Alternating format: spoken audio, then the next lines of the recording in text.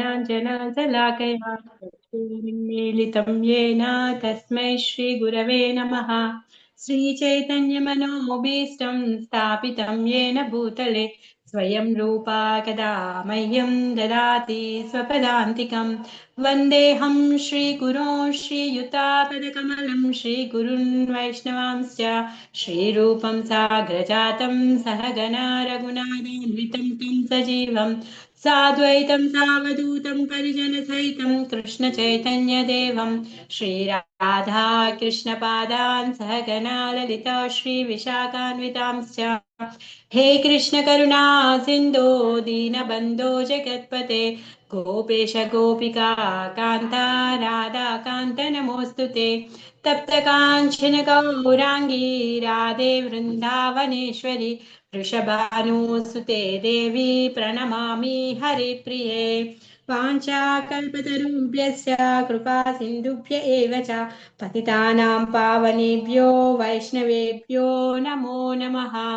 नमो विष्णुपादाय कृष्णप्रेष्ठाय भूतले श्रीमते भक्तिवेदान्ता स्वामिनिति नामिने। नमस्ते सारस्वते देवे गौरवाणी प्रचारिणे निर्विशेषा शून्यवादी पाश्चात्यदेशतारिणे। श्रीकृष्ण चैतन्य प्रभु नित्यानन्दा श्री अद्वैत गदाधर श्रीवासादि गौरभक्तवृन्दा। हरे कृष्णा कृष्ण कृष्ण हरे हरे हरे राम राम राम हरे हरे। मूकं करोति वाचालं पंगुं लंघयते गिरिं यत्कृपातमहं वंदे श्रीगुरुं दीनतारिणं। శ్రీల ప్రభుపాద్ की जय, శ్రీల గురుదేవ్ की जय। అందరికీ స్వాగతం। ఈరోజు శ్రీ అద్వైతాచార్యుల వారి యొక్క ఆవిర్భావ రోజు। అద్వైతాచార్యులు ఎవరు? చాలా మందికి అద్వైతాచార్యుల గురించి తెలియదు। ఎవరైతే హరే కృష్ణ మహామంత్రం జపం చేస్తున్నారో, ప్రతి హరే కృష్ణ మహామంత్రం మాల మొదలు పెట్టే ముందు మనం పంచతత్వ మంత్రం చెప్పుకుంటాం। జై శ్రీకృష్ణ చైతన్య ప్రభు నిత్యానంద శ్రీ అద్వైత గదాధర శ్రీవాసాది గౌర భక్త బృంద। ఈ మంత్రంలో ఎవరైతే అద్వైత ఉన్నారో ఆ అద్వైత ఆచార్యే ఈ అద్వైతాచార్య।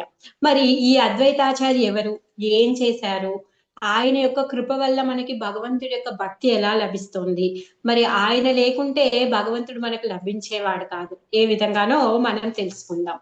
అద్వైత ఆచార్య ఈయన అద్వైత అని ఎందుకు అన్నారు అంటే, హరితో హరి సాక్షాత్ హరికి ఈయన సమానం అన్నమాట। సమానం కాదు, ఒకటే, వేరు కాదు అని అర్థం అన్నమాట। అద్వైతం అంటే హరితో ఇతను వేరు కాదు అని అర్థం అన్నమాట। మరి ఇలాంటి అద్వైత ఆచార్య ఏం చేస్తున్నారు అంటే, భక్తిని ప్రచారం చేయడం కోసం గాను తను ఇక్కడ ఆవిర్భవించారనమాట। ఎలా ఆవిర్భవించారు? భక్తావతారంగా ఆవిర్భవించారు। అలాంటి అద్వైతాచార్యుడి యొక్క ఆవిర్భావం ఈరోజు ఆయనను ప్రార్థిస్తూ మనము ఆయన గురించి చెప్పుకుందాం। అద్వైతం హరినా అద్వైతం హరినా అద్వైతాచార్యం భక్తి సంసనాత్। ఆయన ఏంటి? హరికి వేరు కానటువంటి ఆ అద్వైతుడు ఈ భక్తిని ప్రచారం చేయడం కోసం గాను భక్తావతారమీశం, భక్తుడులాగా అవతారాన్ని తీసుకొని తమద్వైతాచార్యం ఆశ్రయేత, ఆ వచ్చినటువంటి అద్వైతాచార్యుని నేను ఆశ్రయిస్తున్నాను, ఆయనని ప్రార్థిస్తున్నాను। అయితే నరోత్తమ్ దాస్ ఠాకర్ల వారు పాట రాస్తారు। దయాకరో సీతాపతి అద్వైత గోసాయ్, తవ కృపా బలే పాయ్ శ్రీ చైతన్య నితాయ్। దయాకరో సీతాపతి, సీతాపతి అంటే సీతమ్మ వారి పతి అయిన రాముడు కాదు, ఇక్కడ అద్వైతాచార్యుల వారి యొక్క భార్య పేరు కూడా సీత అన్నమాట, సీతా ఠాకురాని। ఆ సీతా ఠాకురాని వాళ్ళ యొక్క హస్బెండ్ ఎవరైతే ఉన్నారో అద్వైతాచార్య, నీ యొక్క కృప లేకుంటే మహాప్రభు సాక్షాత్ దేవాది దేవుడైన ఆ చైతన్య మహాప్రభు యొక్క కృప మాకు కలగదు, అందుకే నీ యొక్క కృపని మాకివ్వు అనేసి చెప్తున్నాడు అనమాట। తవ కృప బలే, నీ కృప లేకపోతే నా పాయే, ఏంటి మేము పొందలేము ఎవరి కృపని? చైతన్య మహాప్రభు యొక్క కృపని మేము పొందలేము అని చెప్పేసి ఇంకా నిత్యానందులది చైతన్యులది కృప కావాలి అంటే నీ యొక్క కృప మాకు కావాలి అని చెప్పేసి నరోత్తం దాస్ ఠాకూర్ల వారు తను ప్రార్థిస్తూ ఉన్నారనమాట. మరి అద్వైతాచారి ఎప్పుడు ఆవిర్భవించారు అంటే 1900 కాదు, 1434 సంవత్సరంలో తను ఆవిర్భవించారనమాట. ఆల్మోస్ట్ చైతన్య మహాప్రభు కంటే 52-53 సంవత్సరాల ముందే తను ఆవిర్భవించారు. మరి అప్పుడు ఎలా ఉన్నాయంట పరిస్థితులు అంటే కలియుగం కదా, మరి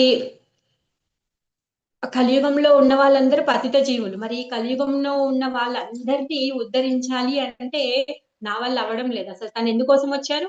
భక్తిని ప్రచారం చేయడం కోసం గాను భక్తుడి అవతారం తీసుకొని తను వచ్చారు. కానీ తను ఏమంటున్నారంటే లేదు, నేను ఇప్పుడు చేయలేను, నా వల్ల కాదు. మరి ఇప్పుడు ఈ కలియుగంలో ఉన్న పతిత జీవులందరినీ ఉద్ధరించాలి అంటే ఎవరు రావాలి? సాక్షాత్ వైకుంఠం నుంచి నువ్వు రావాల్సిందే అని పట్టారనమాట. భగవంతుణ్ణి ఈ పతిత జీవులందరినీ ఉద్ధరించడం కోసం సాక్షాత్ ఆ గోలోకం నుంచి పిలవడం కోసం గానే అద్వైతాచార్యుల వారు తన కంకణం కట్టుకున్నారనమాట. ఏమంటారు అంటే నేను భగవంతుని పిలవకపోతే నేను ఉండి వేస్ట్, నా పేరు వేస్ట్, నా పేరును నేను నిలబెట్టుకోవాలి అంటే నేనేం చేయాలి? సాక్షాత్ భగవంతుడు వచ్చి తీరాలి అని చెప్పేసి తను ఆ శపథం తీసుకుంటారనమాట. అందుకు గాని తను ఏం చేస్తారు అంటే ప్రతిరోజు తను శాలిగ్రామ శిలకి పూజ చేసేవాళ్ళు అనమాట. రోజు శాలిగ్రామ శిలకి తులసి ఆకు గంగా జలాన్ని అర్పించి తను ప్రార్థించే వాళ్ళు అనమాట. ఆయన ఎంతగా ప్రార్థించే వాళ్ళు అంటే గోలోకంలో ఉన్నటువంటి ఆ కృష్ణుడు వివసుడైపోయాడు. ఆయన ప్రార్థనను విని తనే స్వయంగా ఈ భూమి మీద అవతరించారు చైతన్య మహాప్రభు లాగా. అద్వైతాచార్యులు లేకపోతే మనకి చైతన్య మహాప్రభు యొక్క ఆవిర్భావమే జరిగేది కాదు. మనకు భక్తి తెలిసేది కాదు. హరే కృష్ణ మహామంత్రం తెలిసే కాదు. మనమందరము ఈ కలియుగంలో ఉన్నాం. మనం సత్యయుగంలో లేము, ద్వాపర యుగంలో లేము, త్రేతాయుగంలో లేము. తపస్సు చేయలేము, యజ్ఞము చేయలేము, నిష్టగా విగ్రహారాధన చేయలేము. ఇవేవి మనతో చేత కాదు. మనం పతితులం కలియుగంలో పుట్టాం కాబట్టి మరి అలాంటి పతితులని ఉద్ధరించడం కోసంగానే సాక్షాత్తు విష్ణువు అద్వైతాచార్య రూపంలో వచ్చారు. మరి అద్వైతాచార్య ఎవరు అంటే మహావిష్ణు ఇంకా సదాశివుడు వీళ్ళిద్దరి కలయిక వలన ఆ అద్వైతాచార్యుల వారు వచ్చారు అనేసి చెప్తారనమాట. ఎందుకు అద్వైతానం హరితో తను అద్వైతుడు కాదు, ద్వైతుడు కాదు, తను హరితో హరియే తను. ఇంకా మరి శివుడు ఎలా వచ్చాడు? ఆయన అంటే ఈ రూపంలో శివుడు ఎలా కంబైన్డ్ గా ఉన్నారు అంటే అద్వైతాచార్యుల వారి యొక్క తండ్రి ఆ కుబేర పండితుడు అనమాట. ఈ కుబేర పండితుడు శివుడి యొక్క భక్తుడు అనమాట. శివుని బాగా ప్రార్థించి ఆయనని ప్రసన్నుని చేసి ఏమడుగుతాడు అంటే మీరు నాకు పుత్రుడిగా రండి అనేసి అడుగుతాడనమాట. అడిగితే అప్పుడు శివుడు ఏమంటాడంటే వస్తాను, ఎప్పుడైతే ఈ కలియుగంలో అద్వైతాచార్య మీ ఇంట్లో ఆవిర్భవించబోతున్నారో అప్పుడు నేను కూడా అందులో మిళితం అవుతాను అనేసి చెప్తారు. మరి ఒక ఆచార్యులు చెప్తున్నారు, ఏమంటున్నారంటే మరి శివుడు ఎందుకు వచ్చాడు? అది ఆల్రెడీ అక్కడ ఉన్నాడు కదా అంటే శివుడికి కూడా భగవంతుడి యొక్క నృత్యం చూడాలని చాలా కోరిక ఉందన్నమాట. మరి ఆ కోరిక నెరవేర్చుకోవాలి కాబట్టి ఇప్పుడు శివుడు ఇంకా విష్ణు ఇద్దరు కలిసి అద్వైతాచార్య రూపంలో వచ్చారు అనేసి చెప్తారనమాట. మరి ఎప్పుడు నృత్యం చూసారండి అంటే చైతన్య మహాప్రభు శ్రీనివాస ఆంగంలో ప్రతిరోజు రాత్రి రాత్రి తను డాన్స్ చేస్తూనే ఉండేవాళ్ళు. హరినామం చెప్తూ నృత్యం చేస్తూ ఉండేవాళ్ళు. ఆ నృత్యాన్ని చూడడం కోసంగానే ఆ ఎంతో మంది దేవతలు, కిన్నరులు, కింపురుషులు అందరూ అక్కడ సమావేశమై భగవంతుడి యొక్క డ్యాన్స్ చూసేవాళ్ళు అనమాట. మరి అలాంటి డ్యాన్స్ చూడడం కోసంగానే శివుడు వచ్చారు అనేసి ఒక ఆచార్యులు చెప్తున్నారనమాట. మరి ఎందుకు వచ్చారు? ఈ కలియుగంలో ఉన్నటువంటి జనాల యొక్క పరిస్థితిని చూసి వాళ్ళందరినీ ఉద్ధరించడం కోసం గానే ఏం చేశాడంటే ఆ చైతన్య మహాప్రభుని ఇన్వైట్ చేశాడనమాట. సరే, ఇది కొంచెం పక్కకు పెట్టి మనం ఇప్పుడు అద్వైతాచార్యుల యొక్క చిన్నప్పటి నుంచి మనము తెలుసుకుందాం. ఈ నాభాదేవి కుబేర పండితులు ఇద్దరికి దంపతులకి అద్వైతాచార్యుల వారు పుట్టారనమాట.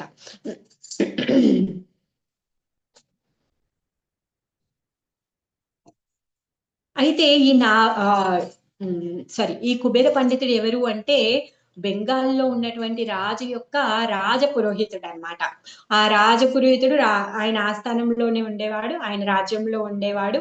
మరి రాజుకి ఒక కొడుకు ఉండేవాడు, ఆయన కూడా మన అద్వైతాచార్యుల తోటివాడు అనమాట. మరి అద్వైతాచార్యులకి చిన్నప్పుడు ఒక పేరు ఉండేది, కమలాక్ష అని.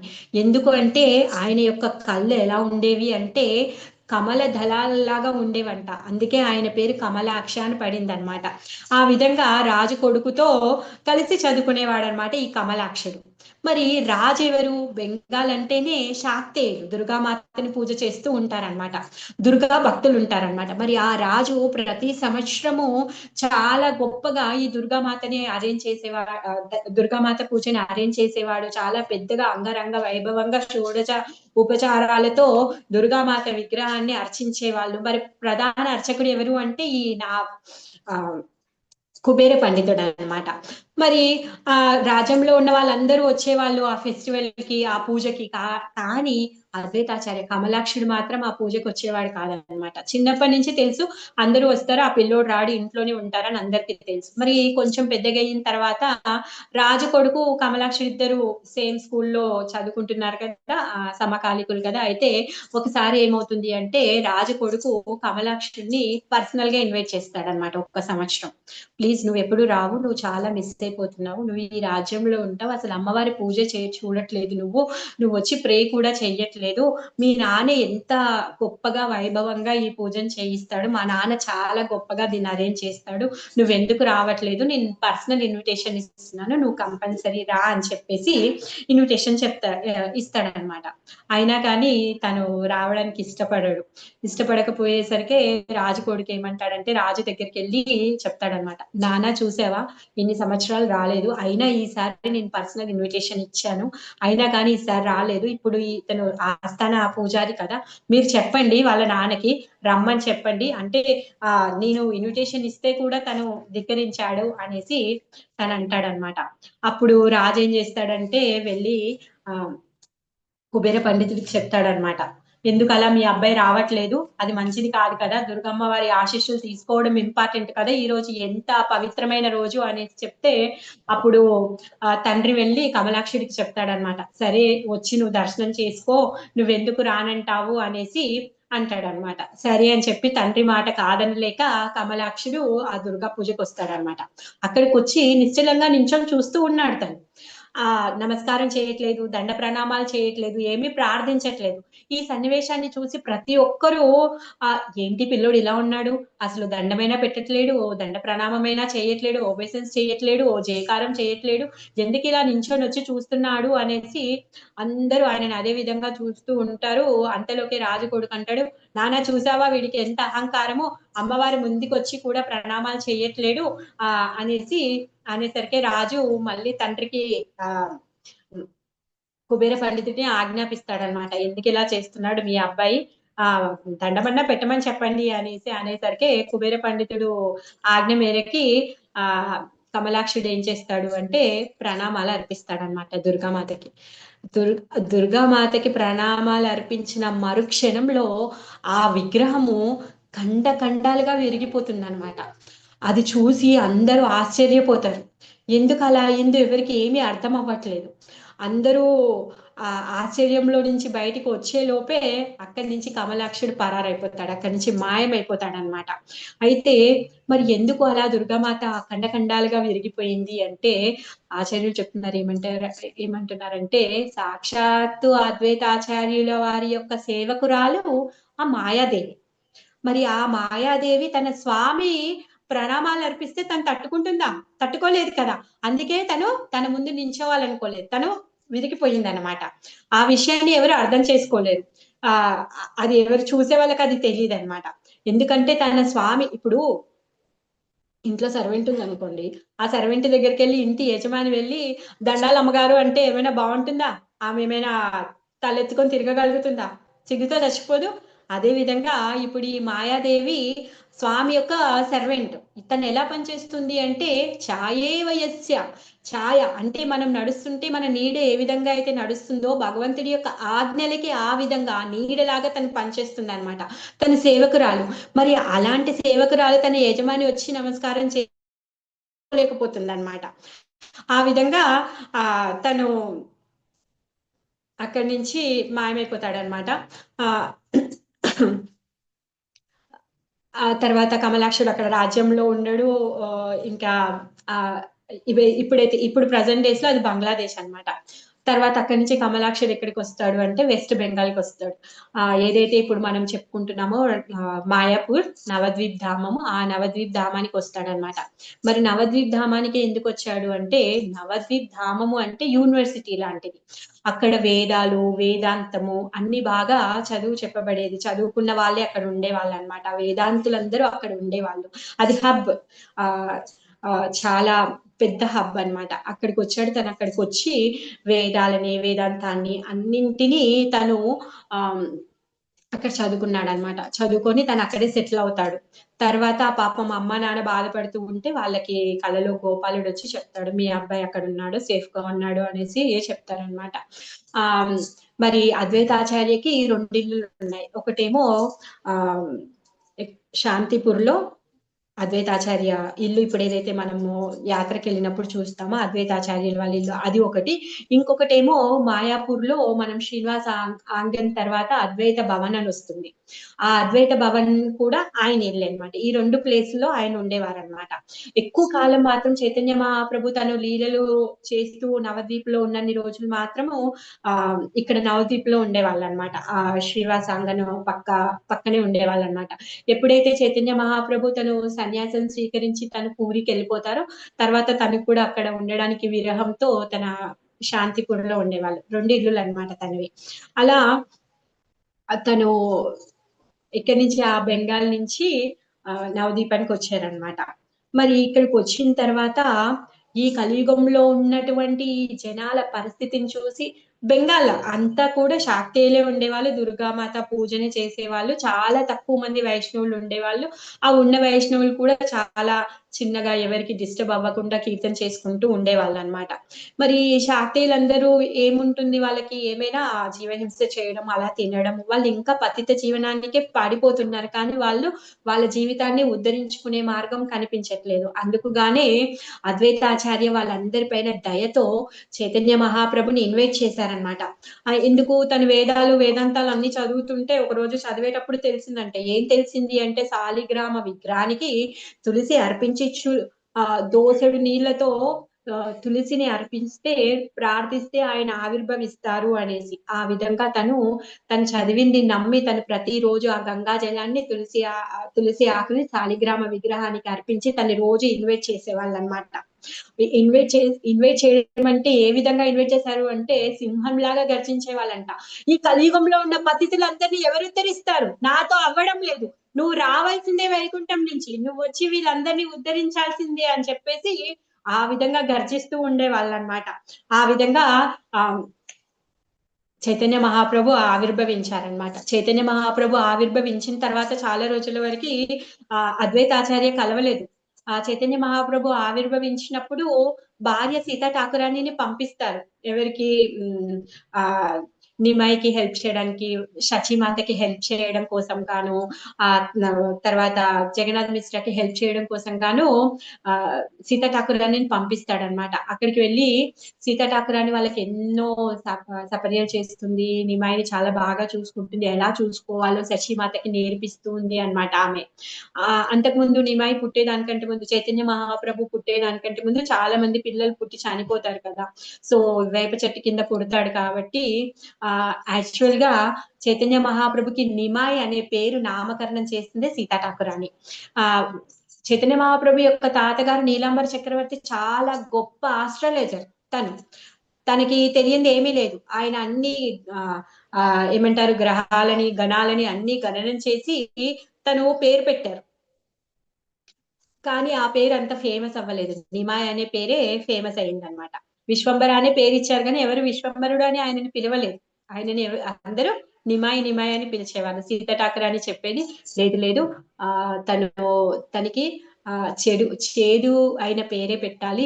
ఎందుకంటే భూతాలు, ప్రేతాలు ఇవన్నీ ఉంటాయి. చెడు దృష్టి ఉంటుంది. మరి వాటన్నింటి నుంచి కాపాడుకోవాలి మన పిల్లోడిని అంటే నువ్వు నిమాయ అని పేరు పెట్టు అని చెప్పి నిమాయ అనేసి నామకరణం చేస్తూ ఉందన్నమాట. ఎందుకు? ఇంకొక కారణం ఏంటంటే నీమ్ చెట్టు కింద పుడతాడు కాబట్టి. మనం యోగపీఠకి వెళ్తే చైతన్య మహాప్రభు యొక్క పుట్టిన స్థలానికి వెళ్ళామనుకోండి, ఇప్పుడు కూడా ఆ వేప చెట్టు దర్శనం మనం చేసుకోవచ్చు. ఆ వేప చెట్టు కింద పుట్టాడు కాబట్టి నిమాయ అనేసి పేరు పెడుతుంది అనమాట.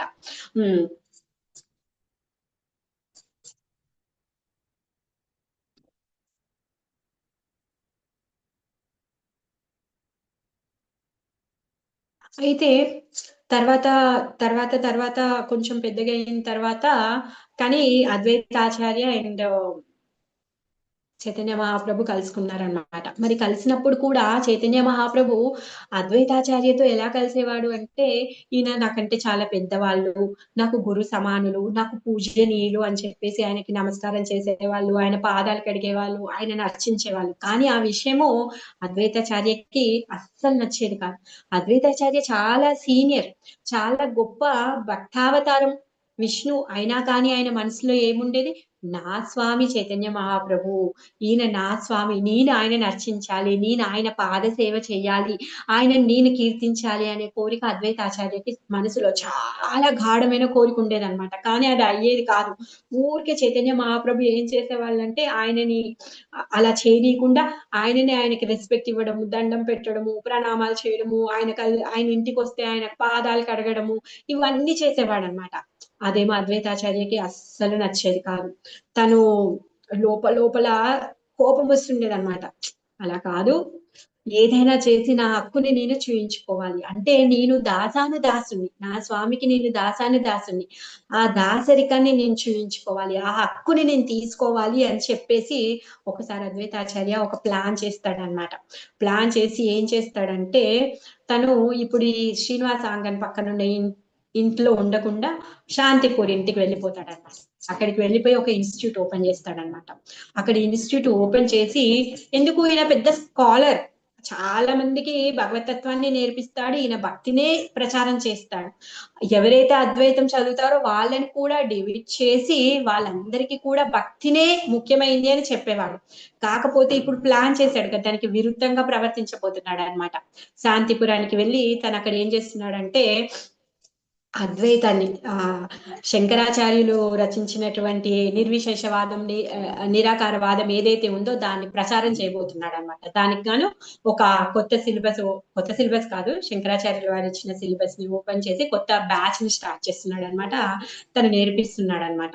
అయితే మరి చుట్టుపక్కల ఉన్న వాళ్ళందరూ చూసి అదేంటి అద్వైతాచార్యుల వారు ఇలా చేస్తున్నారు, నిన్నటి వరకు భక్తి భక్తి భక్తి అన్నారు, ఈ రోజేమో అలా కాకుండా ఆ నిర్వికారాన్ని, నిరాకారవాదాన్ని, నిర్విశేష వాదాన్ని చెప్తున్నాడు అని చెప్పేసి ఈ విషయాలన్నీ మోసుకొని వెళ్ళి చైతన్య మహాప్రభుకి చెప్తారనమాట. చైతన్య మహాప్రభు విన్న తర్వాత అదేంటి ఈ ముసలోడు ఇప్పుడు ఇలా చేస్తున్నాడా అనేసి కోపం వస్తుంది అనమాట.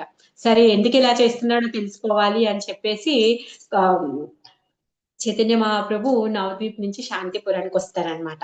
శాంతిపురానికి వచ్చి అప్పుడేంటి ఇంటి బయట కూర్చోబెట్టి అందరికి ఎక్స్ప్లెయిన్ చేసేవాడు కదా. వాళ్ళ ఇంటి పక్క నుంచే గంగా నది పారుతూ ఉంటుంది అనమాట. పడవలో గంగను దాటి ఆ చైతన్య మహాప్రభు ఇంకా నిత్యానంద మహాప్రభు ఇద్దరు కలిసి వస్తున్నారనమాట. వస్తూ ఉంటే ఇంకా వాళ్ళు వచ్చేది చూసి అద్వైతాచార్య ఇంకా గట్టిగా చెప్తున్నారనమాట. ఆ నిరాకారం గొప్పది, ఆ భగవంతుడికి శరీరం లేదు, ఆకారం లేదు అనేసి గట్టిగా చెప్తున్నాడు అనమాట. ఇంకా అప్పుడు మహాప్రభు అనుకుంటాడనమాట, నేను విన్నది తప్పు కాదు, అందరు చెప్పేది కరెక్టే, నేను విన్నది ఇంకా చూడు ఇంకా ఎలా చెప్తున్నాడు, గట్టిగా చెప్తున్నాడు, కళ్ళతో చూస్తున్నాడు, ఇంకా నిజం చేస్తున్నాడు ఇవన్నీ పనులు అని చెప్పేసి బాగా కోపం వస్తుంది అనమాట. ఆ కోపం వచ్చి నిత్యానందులతో కలిసి వస్తున్నాడు కదా, ఇంకా ఆయన కోపం ఆగట్లేదు అనమాట. త్వరగా పరుగు తీస్తూ వచ్చి ఆయన ఆసనం మీద కూర్చొని చెప్తుంటే ఏం చేస్తాడంటే ముసలివాడిని పట్టుకొని గడ్డం పట్టుకొని కిందికి లాగేసి చంప మీద చెప్పాడు గట్టిగా కొడతాడనమాట.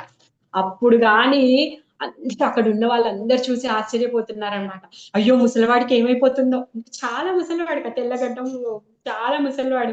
చైతన్య మహాప్రభు వచ్చి అంత గట్టిగా కొట్టేసరికి వాళ్ళందరూ అనుకుంటారు, అయ్యో ముసలివాడికి ఏమైపోతుందో, వాడు చనిపోతాడో ఏంటో, ఏంటి ఇంత పని చేశాడు అనేసి ఆ అనుకుంటూ ఉంటారనమాట. అయితే సారీ, ఒక డిస్టర్బెన్స్. ఏదైతే మనం జూమ్ లింక్ వాడుతున్నామో అది 10 మినిట్స్ లో కట్ అయిపోతుంది. మన టాపిక్ కంప్లీట్ అవ్వకపోతే మళ్ళీ జాయిన్ అవ్వండి 10 మినిట్స్ తర్వాత. కట్ అయ్యాక మళ్ళీ రీజాయిన్ అవ్వండి. ఓకేనా? అయితే అందరూ ఏమనుకుంటున్నారు అంటే, అయ్యో! ముసలివాడికి ఏమైపోతుందో, ఎందుకు ఇలా చేస్తున్నాడు అనేసి బాధపడుతూ ఉంటారనమాట. ఆహ్, మరి కోపం ఎవరి మీద చూయించగలుగుతాము? ద్వేషం అంటే పగ ఎవరి మీద ఉంటుందో వాళ్ళ మీద ద్వేషం చూయించగలుగుతాం. ప్రతీకారం తీర్చుకుంటాం. కానీ కోపాన్ని ఎవరి మీద చూయించగలుగుతాము? ఎవరైతే ఇష్టం ఉంటారో, ఎవరైతే మనకి మనసుకి దగ్గరగా ఉంటారో వాళ్ళ మీద మనం కోపం ప్రదర్శించగలుగుతాం. అవునా కాదా? ఆ విధంగా ఇప్పుడు చైతన్య మహాప్రభు ఏం చేస్తున్నారంటే అద్వైతాచార్య మీద ఆయన యొక్క ప్రేమను వెల్లడి చేస్తున్నారనమాట. ఇదంతా లీల నిత్యానందుడికి తెలుసు, అద్వైతాచార్యకి కూడా తెలుసు. కానీ అక్కడున్న వాళ్ళందరికీ ఆ విషయం తెలియదు కదా! వాళ్ళు అందుకే ఆహ్, ఆహ్, ఏమంటున్నారంటే భయపడుతూ చూస్తున్నారనమాట అద్వైతాచార్యకి ఏమైపోతుందో అనేసి. ఆహ్, అప్పుడు అద్వైతాచార్య పడిపోయి వెంటనే లేస్తాడనమాట. లేసి డాన్స్ చేస్తున్నాడు. ఓహ్! నా కోరిక నెరవేరింది, నా కోరిక నెరవేరింది అనేసి తను చాలా ఆనందంగా, ఉత్సాహంగా డాన్స్ చేస్తూ ఉంటాడనమాట. ఆహా! నేను దీనికోసమే ఇదంతా చేశాను. నేను సక్సెస్ అయిపోయాను అని చెప్పేసి అద్వైతాచార్య తను దూకుతూ తను డాన్స్ చేస్తూ ఉంటారనమాట. అక్కడ ఉన్న వాళ్ళందరూ చూసి ఆశ్చర్యపోతున్నారు. ఏంటి పిచ్చోడిలాగా ఇలా చేస్తున్నాడు. ఇప్పుడే పడిపోయాడు. అంత గట్టిగా కొట్టాడు. ఏమైపోయిందో అనుకుంటుంటే ఇప్పుడేమో డాన్స్ చేస్తున్నాడు అనేసి అనుకుంటూ ఉంటాడనమాట. అంటే ఎవరైతే భగవంతుడి యొక్క భక్తులున్నారో వాళ్ళు ఏంటి వాళ్ళ హక్కు ఏమనుకుంటున్నారు? నేను భగవంతుడి యొక్క దాసుడిని. నా హక్కు ఇది అనేసి వాళ్ళు చూయించాలి అనేసి అనుకుంటున్నారనమాట. ఆ విధంగా అద్వైత ఆచార్య తని తను నేను నీ యొక్క భక్తుడిని. నువ్వే చాలా అంటే గొప్ప, నువ్వే దేవాది దేవుడివి అని చెప్పి అందరికీ ప్రకటించడం కోసంగానే తను ఆ విధంగా చేశాడనమాట. ఆ విధంగా ఈ పంచతత్వాత్మకం ఎవరైతే ఈ పంచతత్వ ఎవరైతే ఉన్నారో దాంట్లో భక్తావతారం ఎవరైతే ఈ అద్వైతాచార్యుడనమాట. భక్తావతారంలో వచ్చి భగవంతుడిని మనకిచ్చాడు. ఆహ్, అందుకే ఈయన భక్తావతారం అయ్యాడు. అందుకే నరోత్తమ దాస్ ఠాకూర్ ఏమంటున్నారు? అసలు మీరు లేకుంటే మాకు మహాప్రభు కృప దొరికేదే కాదు అనేసి తను ప్రార్థిస్తూ ఉన్నాడనమాట.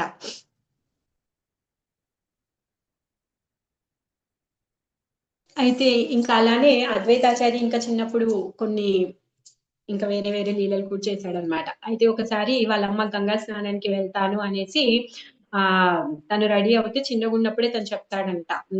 లేదు వాళ్ళ ఇంటి దగ్గర ఉన్న నది పారుతూ ఉంటుంది కదా! ఆ నదిలోకి గంగని పిలిచి గంగ ఇక్కడికొచ్చేసింది. నువ్వు స్నానం చెయ్యి అనేసి చెప్తాడనమాట. ఇప్పటికి కూడా ఆ ఊర్లో ఆ రోజు గంగా మేళా చేసుకుంటూ ఉంటారనమాట. తర్వాత హ్మ్.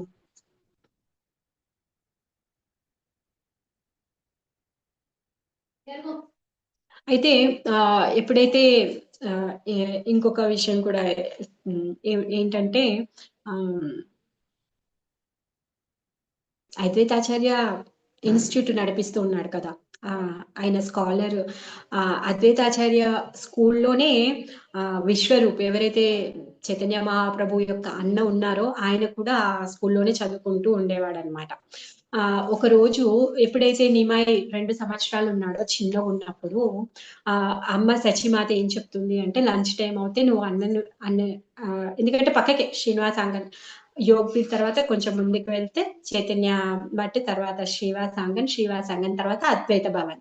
అద్వైత భవన్‌లో స్కూలు. సో, 2 సంవత్సరాల ఆ వయసులో ఉన్నప్పుడు శచిమాత ఏమంటుందంటే చైతన్య మహాప్రభుని, "నువ్వు వెళ్లి అన్నని పిలుచుకొని రా, ప్రసాదం టైం అయింది. అన్న తిని మళ్ళీ స్కూల్‌కెళ్తాడు" అనేసి చెప్తారనమాట. అప్పుడు చైతన్య మహాప్రభు అసలు బట్టలు కూడా వేసుకోలేడంట. 2 సంవత్సరాల పిల్లోడు ఏంటి బర్వాతలు తిరుగుతున్నాడనమాట అక్కడిక్కడ. నంగా తిరుగుతూ ఉన్నాడనమాట.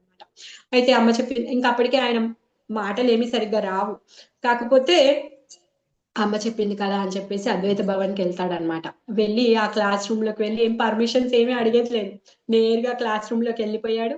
వెళ్ళిపోయి ఆహ్, వాళ్ళ అన్న ఉత్తరీయ పట్టుకొని లాక్కొని అనేసి పట్టుకొస్తున్నాడనమాట. నడువు అమ్మ పిలుస్తుంది అనేసి పట్టుకొని వస్తాడనమాట. అప్పుడు ఆ క్లాస్ రూమ్ లో ఉన్న వాళ్ళందరూ దృష్టి ఆ చైతన్య మహాప్రభు చిన్న నిమాయి మీద పడిందనమాట. ఎప్పుడైతే ఆ నిమాయిని చూస్తున్నారో వాళ్ళందరంట వాళ్ళని వాళ్ళు మర్చిపోయారంట. వాళ్ళని వాళ్ళు మర్చిపోయి తన్వత్వంలోకి వెళ్ళిపోయారనమాట. వాళ్ళందరూ అనుకుంటున్నారు, ఆహా ఎంత ఆకర్షణ అయితే ఈ చిన్న పిల్లోడి యొక్క రూపాన్ని చూస్తే మేము చాలా ఆనందాన్ని పొందుతున్నాము. మాకు లోపల నుంచి చాలా ఆనందం వస్తుంది. అసలు మేము చదివే ఏదైతే ఈ వేదము, వేదాంతం ఏదైతే ఉందో, ఈ చదువులో మాకు ఆనందం రావట్లేదు. ఇన్ని రోజుల నుంచి చదువుతున్నాం కానీ దీంట్లో కొంచెం కూడా ఆనందం పొందలేకున్నాము. కానీ ఈ చిన్న బాలుడు ఎవరైతే ఉన్నారో ఆ బాలుడి రూపాన్ని చూస్తూ ఇంకా చూడాలనిపిస్తుంది. ఆయననే దర్శనం చేసుకోవాలనిపిస్తుంది. మేము ఎంత ఉత్సాహంగా ఉన్నాము అనేసి వాళ్ళందరూ ఫీల్ అవుతూ ఉన్నారంట. అయితే ప్రతిరోజు ఈ పిల్లోడు వాళ్ళందరిని పిలుచుకోవడానికి వస్తే బాగుండు అని వాళ్ళు ఎదురు చూస్తూ ఉంటారనమాట. అప్పుడు అద్వైతాచార్య కూడా తను తనను తాను చెక్ చేసుకుంటూ ఉంటాడనమాట. అంటే ఈ చిన్న పిల్లోడే నా దైవము, నా స్వామి అనేసి అనుకుంటూ ఉండేవాడంట. నేనెందుకు ఈ విధంగా ఈ చిన్న పిల్లోడికి ఆకర్షింపబడుతున్నాను, ఇతనేనా నా స్వామి అనేసి తను ఆలోచిస్తూ ఉండేవాడనమాట. ఆయన ఆయన పట్ల ఆకర్షణ ఇంతగా ఉంది అంటే ఇతనే నా స్వామి అనేసి తను ఊరికే తన గురించి చింతన అవుతూ ఉండేవాడనమాట. అయితే కొన్ని రోజులు అంటే కొంచెం పెద్దగా అయిన తర్వాత ఇందాక చెప్పాను కదా! చైతన్య మహాప్రభు ఇంకా అద్వైతాచార్య కలుసుకోలేదు. అయితే చాలా రోజుల వరకి కలుసుకోకపోయేసరికే చైతన్య మహాప్రభు శ్రీనివాస ఆంగల్లో ఉంటారనమాట. శ్రీనివాస ఆంగల్లో ఉండి ఆహ్ రామయ్య ఉంటారక్కడ. ఆ రామయ్యని ఏం చేస్తాడు అంటే రామయ్యర్ అనమాట. ఆ రామయ్యర్‌ని అద్వైతాచార్యని పిలుచుకొని రమ్మని చెప్పి పంపిస్తాడనమాట. ఆహ్, రా ఏమంటాడంటే రామయ్యర్‌ని రామయ్యర్ పండిత్ మీరు వెళ్ళి అద్వైతాచార్యుడు ముసలోడు చాలా ఆహ్, ఆహ్, ఏమంటారు బిరువుగా ఉన్నాడు. అక్కడే ఉన్నాడు. నన్ను కలవడానికి రాను కూడా రావట్లేదు. నా నేను పిలుస్తున్నాను అని చెప్పి తను పిలుచుకొని రండి అనేసి అంటాడనమాట. అయితే ఈ రామయ్య ఏం చేస్తాడు అంటే శాంతిపురానికి వెళ్ళి అద్వైతాచార్యునికి చెప్తాడనమాట. ఇలా మహాప్రభు మిమ్మల్ని పిలుస్తున్నారు, మిమ్మల్ని రమ్మంటున్నారు అనేసి. అంటే అప్పుడు అద్వైతాచార్య ఎంత సంతోషపడతారు అంటే అసలు ఇంకా ఆయన నృత్యం చేస్తున్నారన్న, ఆహా నా స్వామి నన్ను పిలిచారు అనేసి డాన్స్ చేస్తున్నారనమాట. ఆ రామయ్యంతోనే తను వస్తున్నారు. ఇద్దరు శాంతిపురం నుంచి నవదీపానికి వస్తున్నారనమాట. దారి మధ్యలో అప్పుడు అద్వైతాచార్య ఒక ప్లాన్ చేస్తారనమాట. ఈయన నా స్వామియే కదా! ఆ! అయితే నేను చెక్ చేయాలనుకుంటున్నాను.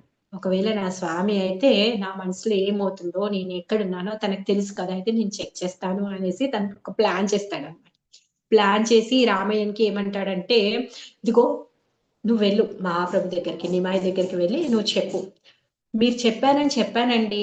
పిలిచాను. అయినా కానీ తను రానన్నాడు అనేసి గర్వంగా మాట్లాడలేదు. తను రానన్నాడు అని చెప్పు అనేసి చెప్పి పంపిస్తాడనమాట. మరి అద్వైతాచార్య ఏమంటాడంటే, నేనిక్కడ నందనాచార్య వాళ్ళ ఇంట్లో దాసుకుంటా నేను. నువ్వు వెళ్ళి నిమాయికి అలా చెప్పు అనేసి అంటాడనమాట. ఆహ్,